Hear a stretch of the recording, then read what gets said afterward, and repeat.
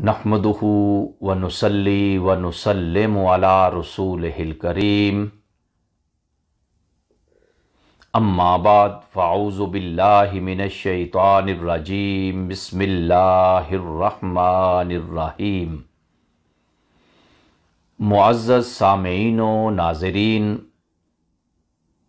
آج ہم انشاءاللہ وضو کے طبی فوائد کی تیسری اور آخری قسط پیش کریں گے۔ وضو میں ہاتھوں کو کونیوں سمیت دھونے کا حکم دیا گیا ہے۔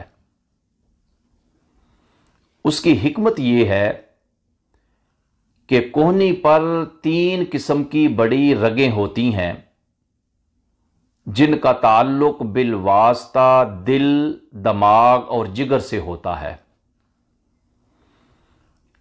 ان کو دھونے سے ان تینوں اعضاء کو تقویت ملتی ہے۔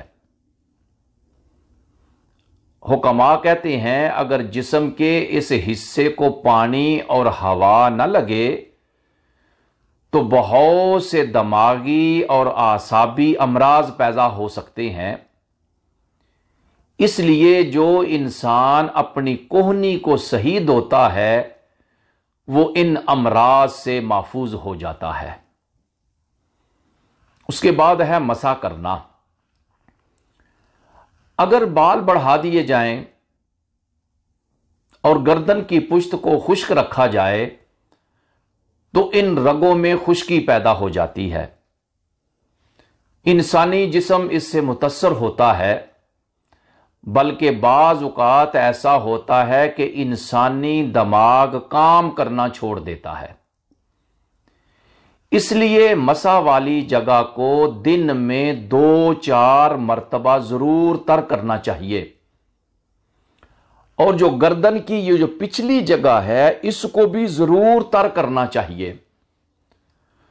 جو انسان گردن کی پشت کو تر کرتا ہے وہ گردن توڑ بخار سے محفوظ ہو جاتا ہے۔ وضو کے سب سے آخر میں پاؤں دھونے کا حکم ہے، اور پاؤں کے آخر میں دھونے میں بھی بہت زیادہ حکمتیں ہیں۔ پاؤں کی جو رگیں دماغ تک جاتی ہیں ان میں سے کچھ پاؤں کی انگلیوں سے اور کچھ ٹخنوں سے شروع ہوتی ہیں۔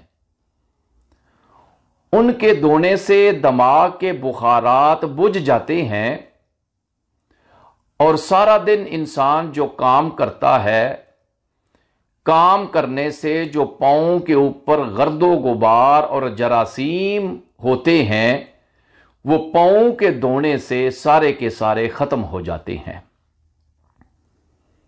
حضرات محترم، اسلام ہمارا ایک ایسا دین ہے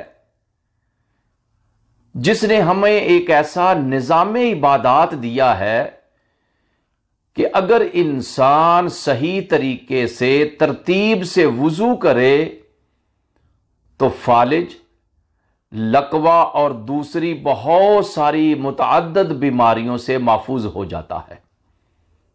اس لیے ہمیں چاہیے کہ جب ہم وضو کریں تو ترتیب سے کریں اور صحیح کریں، تاکہ دینی فوائد کے ساتھ ساتھ ہم بدنی فوائد سے بھی فائدہ اٹھا سکیں۔ وصلی اللہ تعالی علی خیر خلقہ ونور عرشہ سیدنا و مولانا محمد وعلی آلہ و صحابہ اجمعین۔